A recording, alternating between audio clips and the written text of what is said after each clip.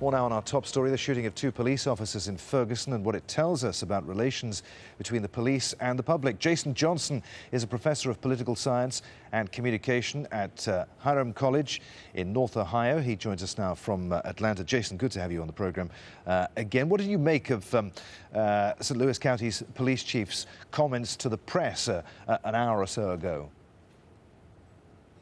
I think it indicates that the St. Louis area police department has gotten much more savvy at public relations.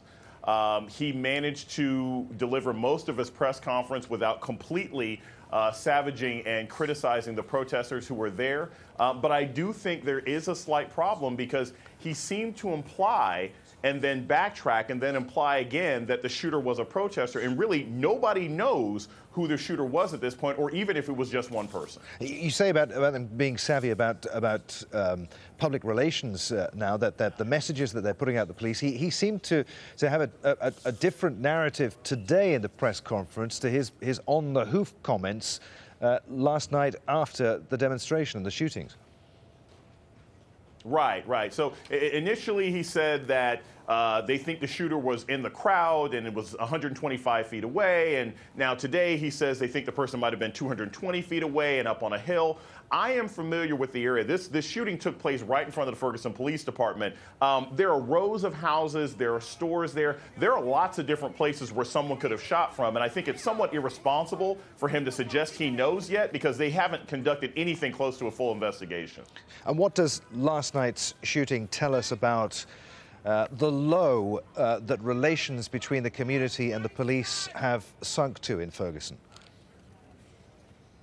Well, I think it's really interesting. Last night's protests were almost a celebration as well. You have many people who were out there celebrating the fact that the chief of police had stepped down, that the Department of Justice had gotten involved. So it seems very strange that a shooting would occur right at the point where the protesters seem to be achieving victory. So I don't know how much it indicates about the relationship with police as much as it indicates long simmering issues that exist long before this shooting and will go afterwards. After the report into the shooting death of the black teenager in Ferguson last year, of course, the city's police chief resigned, which was what yesterday's demonstration was all about, as you say. Is there a wider problem, do you think, in the St. Louis County police, not just the city police in Ferguson?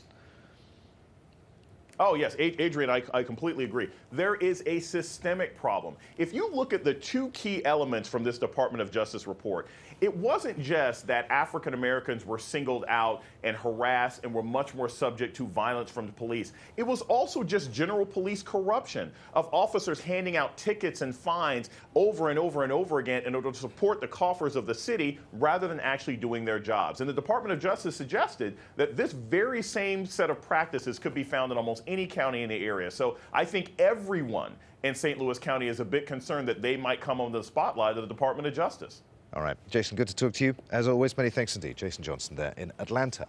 Thank you, Adrian. All right, let's take